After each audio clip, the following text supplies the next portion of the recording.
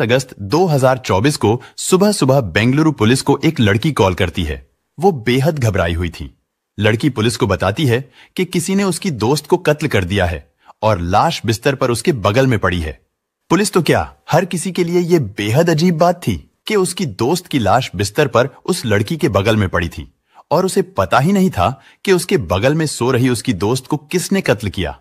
खैर, फोन कटते ही पुलिस तुरंत उस लड़की के बताए पते पर मकान number 741 second floor first block SMV layout Kengeri Upanagar में पहुंचती है और जैसी पुलिस को सूचना मिली थी, मौकाए वारदात पर ठीक वैसा ही दृश्य था।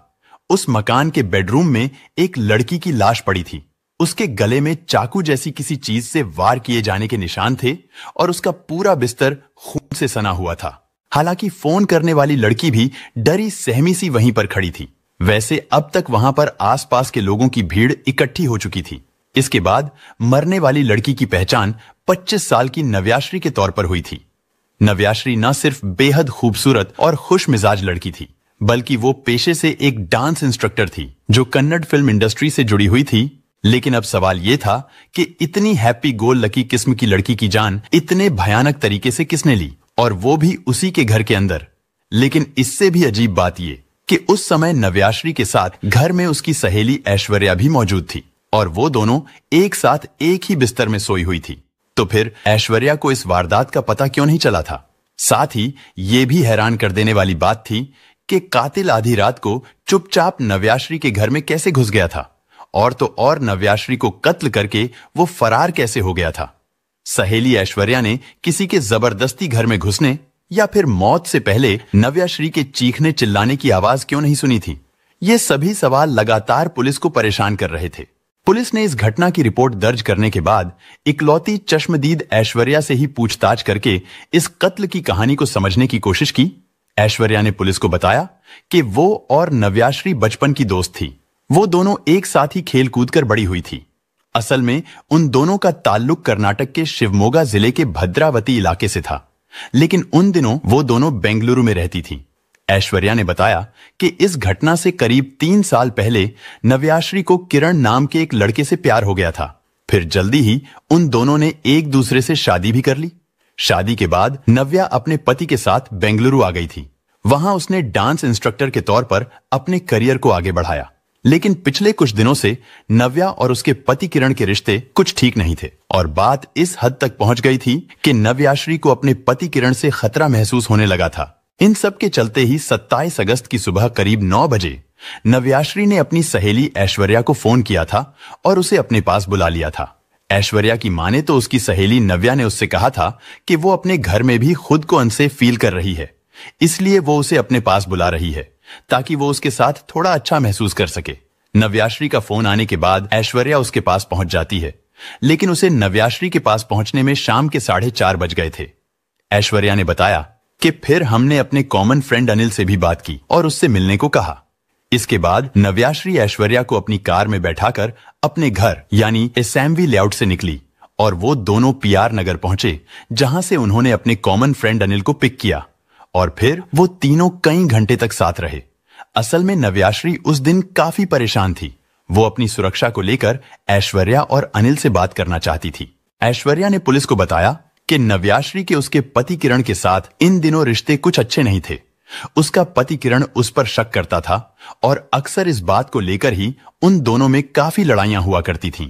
पूछताछ के दौरान ऐश्वर्या ने पुलिस को बताया कि ऐसे ही 27 अगस्त को भी लड़ाई के बाद नव्याश्री ने ऐश्वर्या को अपने पास बुलाया था।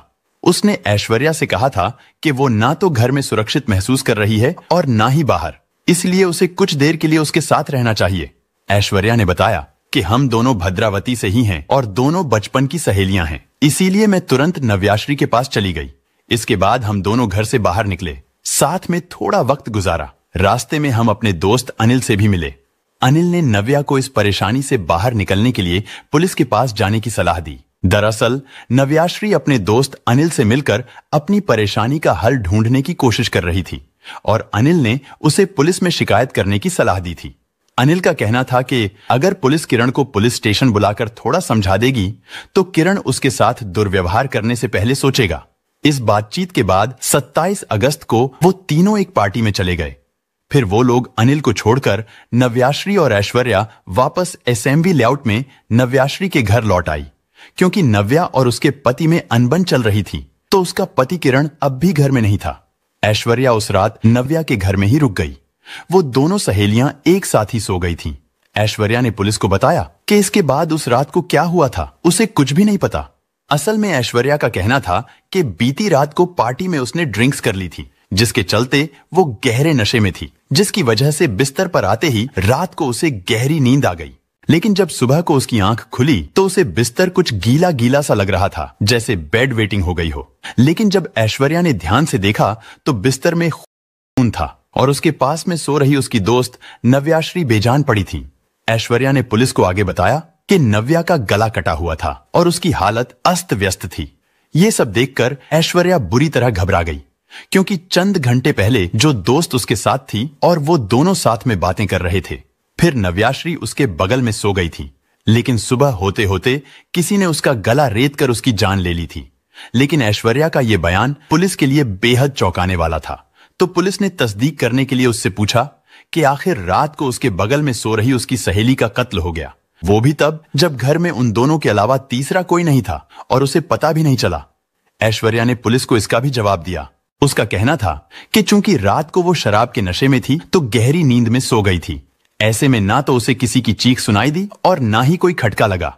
हालांकि जांच में पुलिस को यह भी पता चल चुका था कि किरण और नव्याश्री दोनों के पास घर की एक एक चाबी रहती थी, क्योंकि वो दोनों काम के सिलसिले में अक्सर घर से बाहर रहते थे और अलग अलग समय पर घर लौटते थे। लेकिन जिस तरह से आधी रात को कातिल ने घर में घुसकर नव्या को कत्ल कर दिया था और उसके पास में सो रही ऐश्वर्या को छुआ तक नहीं था, ये बात इस ओर इशारा कर रही थी कि नव्या के कत्ल में उसके पति किरण का ही हाथ हो सकता है। वैसे भी नव्याश्री ने आखिरी बार जिससे अपनी जान को खतरा बताया था वो उसका पति किरण ही था। ऐसे में हो सकता था कि किरण ही आधी रात को डुप्लीकेट चाबी से घर का दरवाजा खोलकर दबे पांव अंदर आया हो और उसी ने नव्याश्री को कत्ल कर दिया हो और फिर चुपचाप घर से बाहर भी निकल गया हो, क्योंकि नव्या के दोस्तों और घर वालों की माने तो उसका पति किरण उस पर शक करता था। वो उसे लगातार परेशान भी करता था। नव्या की मां का बयान भी हम आपको सुना रहे हैं। हालांकि वो कन्नड़ भाषा में बात कर रही हैं, लेकिन आपको उसका हिंदी ट्रांसलेशन हिंदी भाषा में स्क्रीन पर भी दिखाई देगा। आप लोग उसे पढ़कर समझ सकते हैं। ಹೋಗ್ಬೇಡ, ನನ್ ಕಣ್ಮುಂದೆ ಇರ್ಬೇಕು, ಯಾರು ಫೋನ್ ಮಾಡಿದ್ರು ವಾಚ್ ಮಾಡೋದು, ಎಲ್ಲದು ಟಾರ್ಚರ್. ನಮ್ಮ ಎದುರುಗಡೆನೆ ಇನ್ಸ್ಟ್ರೂಮೆಂಟ್ ಎಲ್ಲ ತೋರಿಸ್ದ. ಲಾಸ್ಟ್ ಮಂತ್ ನಾನು ನನ್ನ ಮಗಳು ಹೋಗಿದ್ವಿ ಮನೆಗೆ, ಕೆಳಗಡೆ ಮನೆಯವ್ರು ಫೋನ್ ಮಾಡಿದ್ರು ಗಲಾಟೆ ಆಗ್ತಿದೆ ಬನ್ನಿ ಅಂತ. ನಾನು ನನ್ನ ಮಗಳು ಹೋದಾಗ ಫುಲ್ ಗಲಾಟೆ ಆಗ್ತಾ ಇತ್ತು. ಹೋಗ್ಬಿಟ್ಟು ಏನು ಅಂತ ನಡಿ ಪೊಲೀಸ್ ಸ್ಟೇಷನ್ಗೆ ಹೋಗೋಣ ಅಂದ್ರೆ ಪೊಲೀಸ್ ಸ್ಟೇಷನ್ಗೆ ಹೋಗಕ್ಕೂ ನನಗ್ ಬಿಡಲ್ಲಮ್ಮ ಇವನು ಅಂತ ಹೇಳಿದ. ಇನ್ಸ್ಟ್ರೂಮೆಂಟ್ ಎಲ್ಲ ತೋರಿಸ್ದ, ಅವ್ನ್ ತಗೊಂಬಂದ್ ತೋರಿಸ್ದ. ಇವಳಿಗೆಲ್ಲ ಆಂಟಿ ನನ್ನ ಫ್ರೆಂಡ್ ಕೊಲೆ ಮಾಡಕ್ ತಂದಿದ್ದೀನಿ ಅಂದ. ನೋಡಿದ್ರೆ ನಮ್ಮ ಅಮ್ಮ ಅವ್ನ್ ನನಗ್ ಕೊಲೆ ಮಾಡಕ್ ತಂದಿರೋದಮ್ಮ. ಅವರಿಗೆಲ್ಲ ಈ ಮನೇಲಿ ರಕ್ತಪಾತ ಆಗುತ್ತೆ, ಅದನ್ನ ನೋಡಕ್ ಬರ್ತೀರಾ ನೀವು? ನಡಿ ಇವಾಗ್ಲೇ ಹೋಗೋಣ ಪೊಲೀಸ್ ಸ್ಟೇಷನ್ ಇಂದ. ಪೊಲೀಸ್ ಸ್ಟೇಷನ್ಗೆ ಹೋಗಕ್ಕೂ ಬಿಡಲ್ಲ, ಅಷ್ಟು ನನಗೆ ಟಾರ್ಚರ್ ಮಾಡ್ತಿದ್ದಾನೆ ಅಂತ. ಮನೆಗೆ ಕರ್ಕೊಂಡು ಹೋಗೋಣ ಅಂತ ಎಷ್ಟು ಕರೆದ್ರು ಬರ್ಲಿಲ್ಲ ಸರ್. ಅವಳು ಎಷ್ಟು ಕರೆದ್ರು ಬಂದಿಲ್ಲ ಸರ್. ಮೇಡಮ್, ಮಕ್ಕಳಾಗಿರಲ್ಲ, ಏನಾದ್ರು ಗಲಾಟೆ ಇತ್ತ ಮಕ್ಕಳ ವಿಷಯಕ್ಕೆ? ಇಲ್ಲ, 3 ವರ್ಷ ಆಗಿತ್ತು ಮದುವೆ ಆಗಿ. 2 ವರ್ಷ. ಮಕ್ಕಳ ವಿಷಯಕ್ಕೆ ಏನಾದ್ರು ಗಲಾಟೆ? ಏನ್ ಕೆಲಸ ಮಾಡ್ತಾ ಇದ್ದವನು? ಅವನೇನ್ ಕಾರ್ ಡ್ರೈವರ್ ಅಷ್ಟೇ. ಈಗ ಇತ್ತೀಚೆಗೆ ಏನು ಕೆಲಸ ಮಾಡ್ತಿರ್ಲಿಲ್ಲ, ಮನೆಯಲ್ಲೇ ಇರ್ತಿತ್ತ. ಇವಳಿಗೋಸ್ಕರ ಮನೆಗೆ ಈವೆಂಟಿಗೆ ಹೋಗಿ ಬಂದ್ಲು. 1 ವಾರ ಮನೆಗೆ ಬರ್ದೇನೆ ಈವೆಂಟಿಗೆ ಹೋಗಿ ಬಂದಿದ್ ನೈಟೇ ಈ ತರ ಮಾಡಿರೋದು। अगले दिन मामले का खुलासा होने के बाद उसके मोबाइल की लोकेशन और दूसरे सर्विलांस की मदद से केंगेरी पुलिस ने किरण को अरेस्ट कर लिया और फिर उससे कड़ाई से पूछताछ की गई। पुलिस के मुताबिक किरण को शक था कि नव्याश्री का किसी और लड़के से अफेयर है। उन दोनों के बीच इस बात को लेकर काफी लड़ाइयां होती थीं। नव्या को डर था कि कहीं किरण उसे कोई नुकसान ना पहुंचा दे, इसलिए वो उस रात अपनी सहेली के पास सो गई थी।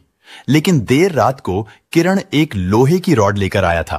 उसने डुप्लीकेट चाबी से दरवाजा खोला और घर के अंदर चला गया। सबसे पहले उसने नव्याश्री के सिर पर लोहे की रॉड से वार किया, फिर उसने चाकू से नव्या का गला काट दिया और घर से बाहर निकल गया। लेकिन घर से निकलने से पहले उसने सैनिटाइजर पी लिया था, जिसके बाद वो हॉस्पिटल में एडमिट हो गया।